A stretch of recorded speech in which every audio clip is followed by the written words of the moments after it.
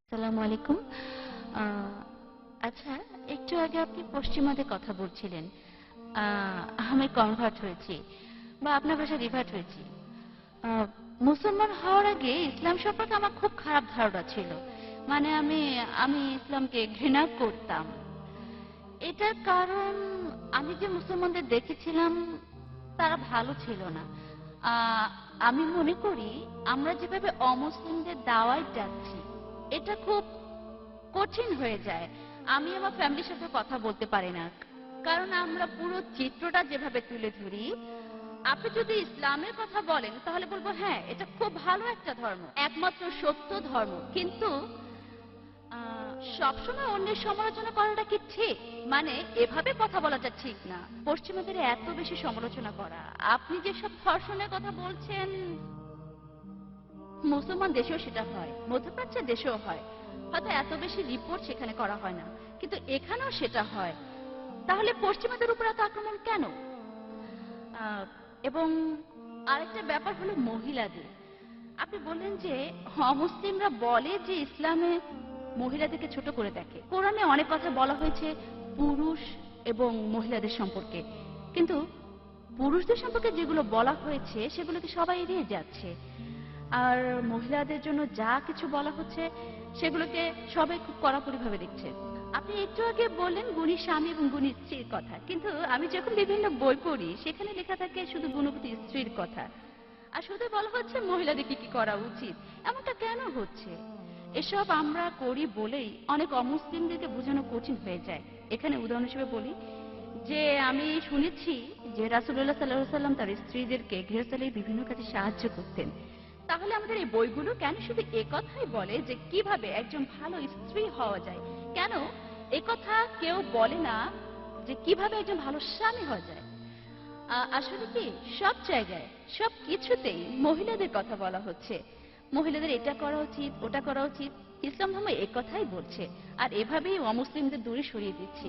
খুবই সুন্দর প্রশ্ন করেছেন, খুবই প্রাসঙ্গিক যে আলহামদুলিল্লাহ তিনি রিভার্ট হয়েছেন, আমি তাকে অভিনন্দন জানাই আলহামদুলিল্লাহ। আরো বললেন যে মুসলমানদের সম্পর্কে তার খুব খারাপ ধারণা ছিল। আমি আগেও বলেছি অনেক মানুষ কিছু মুসলমানকে দেখে কখনোই মুসলমান হতে চাইবে না, আমি কথা আগে বলেছি। আলহামদুলিল্লাহ আল্লাহ তাকে হেদায়েত করেছেন আর তিনি মুসলমান হয়েছেন। আর তিনি বলছিলেন কিভাবে পশ্চিমাদের সাথে কথা বলা উচিত। আমাদের আলোচনার বিষয় কেন পশ্চিমারা ইসলাম গ্রহণ করছে এটা বিষয় না, যে কিভাবে পশ্চিমাদের দাওয়ায় ডাকা উচিত। আমার অন্যান্য ক্যাসেটে এই বিষয়ে বলা আছে। এর একটা হলো ইসলাম সম্পর্কে ভুল ধারণা। কিভাবে আপনি পশ্চিমাদের দাওয়ায় ডাকবেন সেটা অন্য ব্যাপার। আজকের বিষয় এটা নয় কিভাবে দাওয়ায় ডাকতে হবে। তবে মুসলমান হওয়ার কারণটা আমি বলছি, আর আমি কোদালটাকে কোদালি বলছি। আর বোন, আপনি ঠিকই বলেছেন, অন্য ধর্মের সমালোচনা করা উচিত না। পবিত্র কোরআনে সূরা আল আনামের 108 নম্বর আয়াতে আছে, আল্লাহকে ছেড়ে যাদেরকে তারা ডাকে তাদের গালি দিও না, কেননা তাহারা অজ্ঞানবশত আল্লাহকেও গালি দেবে। পবিত্র কোরআনে সূরা ইসরার 81 এবং 82 নম্বর আয়াতে উল্লেখ আছে যে অর্থাৎ সত্য আসিয়াছে এবং মিথ্যা বিলুপ্ত হইয়াছে, কারণ ন্যাচারালি মিথ্যা বিলুপ্ত হবারই। আপনি বলছিলেন যে আমি পশ্চিমা বিশ্বের সমালোচনা করছি, আরো বিভিন্ন রকম কথা বলছি। বোন, সমালোচনা করা মানে আমি যেটা বলবো যে কোনো প্রমাণ ছাড়া বলা। আমি যা বলছি সেটা আমেরিকার পরিসংখ্যান। তাই আমেরিকায় যখন আমেরিকার সমালোচনা করছে আর আমি তার উদ্ধৃতি দিচ্ছি, তাহলে আমাকে দোষ দিচ্ছেন কেন? সমালোচনা করা মানে আমি যেটা মনে করি কোনো একটা পয়েন্ট ধরে সেটাকে পেঁচানো, যেটা পশ্চিমারাই বেশি করে। আমি দুঃখিত, আমি এটাকে খেলা বলছি, কিন্তু আসলে এটা যুদ্ধ। আমি কোদালকে কোদালি বলবো, পশ্চিমারাও কোদালকে কোদাল বলে। তারা খুব গর্বিত যে তারা স্পষ্টবাদী। তারা বলে আমরা খুব সাহসী, আমরা সত্যবাদী। আলহামদুলিল্লাহ, আর আমিও সত্যবাদী। হয়তো মিথ্যে কখনো বেরোবে না, সেটা আলাদা ব্যাপার। তারা মিডিয়ায় দেখায় যে মেয়েদের ছোট করে দেখা হয়, আর এই ব্যাপারে আমি লেকচার দিয়েছি, পরিষ্কার করেছি। তাহলে পর আমি যেটা করছি এফবিআই রিপোর্ট থেকে বলছি, সেটা কোনো মুসলমান লেখেনি, লিখেছে পশ্চিমারাই। ধর্ষণের যে পরিসংখ্যান দিয়েছি সেটা কোনো মুসলমান লেখেনি, লিখেছে অমুসলিম পশ্চিমারা। অবাধ যৌনাচার, ব্যভিচার সম্পর্কে আমি শুধু তাদের পরিসংখ্যান দিয়েছি। আর যখন তাদের উদ্ধৃতি দিচ্ছি তারা বলতে পারবো না যাকে সমালোচনা করছে। কারণ কি জানেন? আমি তাদের পরিসংখ্যান থেকেই বলছি। যদি বলতাম হ্যাঁ মিস্টার আহমেদ আলী এই কথা বলেছেন, তাহলে এই কথাটা পশ্চিমাদের বিরুদ্ধে বলা যায়। আমি আহমেদ আলী বা সুলতান ভাইয়ের কথা বলছি না, আমি তুলে ধরছি তাদের পরিসংখ্যান। আর এজন্য আমি ব্যবহার করছি আমার হিকমা। আপনি বললেন যে ধর্ষণের ঘটনা ঘটছে, অন্যান্য দেশেও এগুলো রিপোর্ট করা হচ্ছে না। বোন, আমি আপনার সাথে একমত না। ধর্ষণ বেশি হয় পশ্চিমা দেশগুলোতে, ওখানে রিপোর্ট করা হয় না। এটা ওখানে খুবই সাধারণ। ধর্ষণ এতই সাধারণ ঘটনা যে রিপোর্টই করা হয় না। পশ্চিমে কয়েকবার গিয়েছি, ধর্ষণে কোনো কেসই দেখিনি। এটা এতই সাধারণ, এতই দৈনন্দিন ঘটনা যে রিপোর্টই করা হয় না। বোন, খবরের কাগজে ছোট্ট করে লেখা থাকে, অন্য কোনো দেশে যদি ধর্ষণ হয় হেডলাইনে আসবে। বলছি না যে এখানে ধর্ষণ হয় না, ধর্ষণ পুরো পৃথিবীতেই হয়, সব জায়গাতেই হয়। মুসলিম দেশের কথা বলেন, সেখানেও ধর্ষণ হয়। যেসব মুসলিম দেশে ইসলামী শরিয়া মেনে চলা হয় না সেখানে হয়। পৃথিবীর মধ্যে সবচেয়ে কম ধর্ষণ হয় কোন দেশে?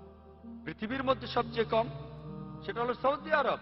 সবচেয়ে কম, সেখানেও ধর্ষণ হয়। আমি বলছি না যে ধর্ষণ হয় না। পৃথিবীর সব গোত্রে কিছু কুলাঙ্গার থাকে, তবে পুরো পৃথিবীর মধ্যে সবচেয়ে কম ধর্ষণ ঘটে সেটা হলো সৌদি আরবে। পৃথিবীর মধ্যে সবচেয়ে কম ডাকাতির ঘটনা ঘটে সৌদি আরবে। হ্যাঁ, অনেক মুসলিম দেশ আছে যারা ইসলাম অনুসরণ করে না, তারা হলো নকল মুসলমান। রিপোর্ট করা হলে অন্যান্য দেশে সেটা খবরের কাগজের হেডলাইন হয়, কারণ ধর্ষণ হলো একটা কলঙ্কিত ঘটনা। আর আমেরিকায় এটা দৈনন্দিন জীবন। যেমন একজন ডাক্তারের ঘটনা, রোগী বলল তার যৌন রোগ আছে, ডাক্তারও বলল তারও আছে। অবাক হওয়ার কিছু নেই, তারা আসলে নির্লজ্জ। আমার কাছে তারা নির্লজ্জ, তাদের কাছে এটা ঠিক। তাই বোন, আমি যখন সত্যি কথাটাই বলছি আমাকে বলতেই হবে। আমি সবচেয়ে ভদ্র ভাষায় বলেছি জনগণের সম্পত্তি, তবে এটাই সত্যি। লোকে হয়তো বলবে সমালোচনা করছি, কিন্তু কোদালকে কোদালি বলবো। আর এভাবে বলাটাই পশ্চিমারা বেশ পছন্দ করে, আলহামদুলিল্লাহ। প্রথম প্রশ্ন, তাদের সমালোচনা করছি, আসলে তাদের পরিসংখ্যানটাই বলছি।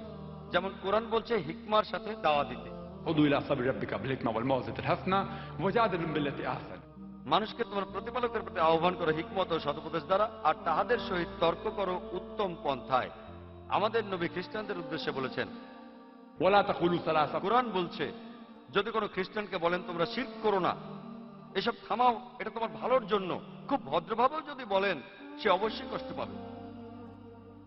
তাহলে কোনো মানুষকে মিথ্যে হতে মুক্ত করতে চাইলে যেভাবেই বলেন সে কষ্ট পাবেই। কোনো খ্রিস্টানকে যদি বলেন তুমি যীশু খ্রিস্টের পূজা কেন করছো, যদি কথাটা খুব সুন্দরভাবে বলেন তাহলেও সে কষ্ট পাবে। তাই আমি বলবো সবচেয়ে ভদ্রভাবে, যেটা গ্রহণযোগ্য। তারপরও সে কষ্ট পাবেই। এমন না যে আমি তাদের অপমান করার জন্য এভাবে বলছি। এখানে আমি পরিসংখ্যান দিচ্ছি। এটা আপনার দ্বিতীয় প্রশ্নের উত্তর। তৃতীয় প্রশ্ন হলো, কেন মুসলমান পণ্ডিত আর বক্তারা শুধু মহিলাদের নিয়ে কথা বলেন, মহিলাদের নিয়ে আয়াতগুলো উদ্ধৃতি দেন, আর পুরুষদের দায়িত্ব কর্তব্য সম্পর্কে কিছুই বলেন না? বোন, আমার ক্যাসেটগুলো আপনার দেখা উচিত, ইসলামে মেয়েদের অধিকার। আর আমার লেকচার শুনে লোকজন প্রশ্ন করেছিল আমি কখনো ইসলামে পুরুষের অধিকার নিয়ে বলবো।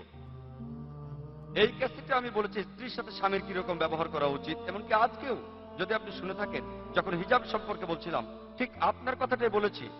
সাধারণত মুসলমান বক্তারা মেয়েদের হিজাবের কথা বলে, কিন্তু আল্লাহ প্রথমে বলছেন পুরুষের হিজাবের কথা।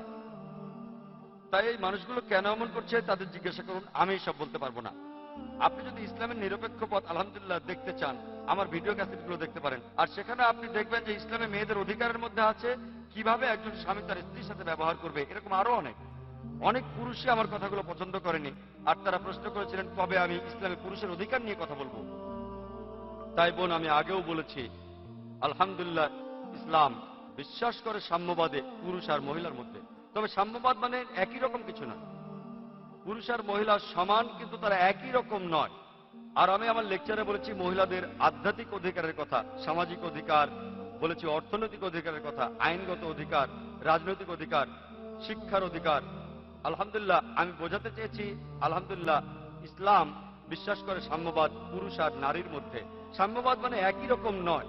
পশ্চিমাদের সাথে তুলনা করেন, আবারও পরিসংখ্যান দিচ্ছি, তারা যা বলে সেটাই বলছি।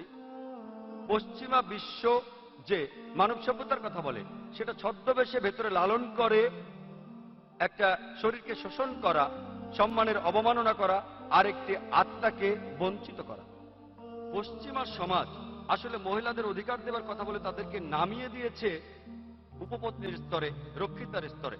তারা সমাজের কিছু প্রজাপতি যারা আসলে আনন্দ পিয়াসী আর সেক্স মার্কেটিয়ারদের হাতের খেলনা ছাড়া কিছুই না। এদের পাবেন আর্ট অ্যান্ড কালচারের রঙিন পর্দার সামনে আর পেছনে। পশ্চিমা বিশ্ব মেয়েদের অধিকার দেওয়ার কথা বলে আরো নিচে নামিয়ে দিয়েছে। তারা বলে ও মেয়েদের অধিকার রক্ষা করতে হবে। কি করছে তারা? আপনারা অনেকেই হয়তো সেখানে গেছেন। এই সব কিছুই হচ্ছে সেখানে আর্ট অ্যান্ড কালচারের নামে রঙিন একটা পর্দা। তার পেছনে কি হচ্ছে তা জানেন না। তারা সব বদলাতে চায়। যদি পুরুষরা পারে তাহলে মহিলারা কেন পারবে না? পুরুষ এবং মহিলারা সমান, কিন্তু তারা একই রকম নয়। পুরুষ আর মহিলা শারীরিকভাবে আলাদা, তাদের দৈহিক গঠন আলাদা। পুরুষরা যে কাজ করতে পারে মহিলারা পারে না, মহিলারা যে কাজ করতে পারে পুরুষরা পারে না। আমি বলতে পারি না যে এখন থেকে আমি সন্তান জন্ম দেব, আমি এটা পারবো না, আমি তো আলাদা। আর আপনি কি জানেন, ইসলামে আমি কয়েকটা উদাহরণও দিয়েছিলাম আমার লেকচারে। ইসলামে বাবা মায়ের প্রতি ভালোবাসা ও সাহচর্যের ব্যাপারে আমাদের প্রিয় নবী বলেছেন সহিহ বুখারীতে 8 নম্বর খণ্ডে, বুক অব আদবে, অধ্যায় 2 হাদিস নম্বর 2-এ এক লোক নবীজির কাছে এসে প্রশ্ন করলো, এই পৃথিবীতে আমি সবচেয়ে বেশি সাহচর্য আর ভালোবাসা দেব কাকে? নবীজি বললেন, তোমার মাকে। লোকটি বলল, এরপর কাকে? নবীজি বললেন, তোমার মাকে। লোকটি আবার প্রশ্ন করলো, এরপর কাকে দেব? নবীজি তৃতীয়বারও বললেন, তোমার মাকে। লোকটি আবার প্রশ্ন করলো, এরপর কাকে দেব? চতুর্থবারে নবীজি বললেন, তোমার বাবাকে।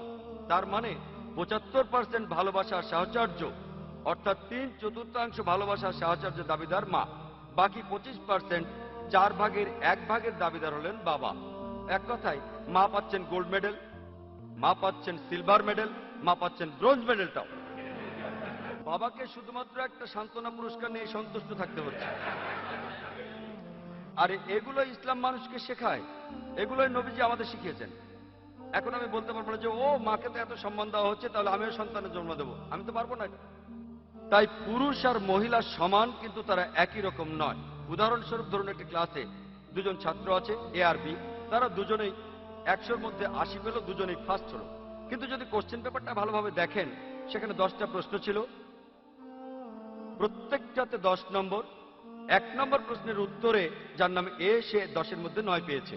তাহলে এ 10-এ 9 পেয়েছে, আর বি সে পেয়েছে 10-এ 7। তাহলে 1 নম্বর প্রশ্নে এ বি এর থেকে সুবিধাজনক অবস্থানে আছে। 2 নম্বর প্রশ্নে বি 10-এর মধ্যে 9 পেল, আর এ পেল 7।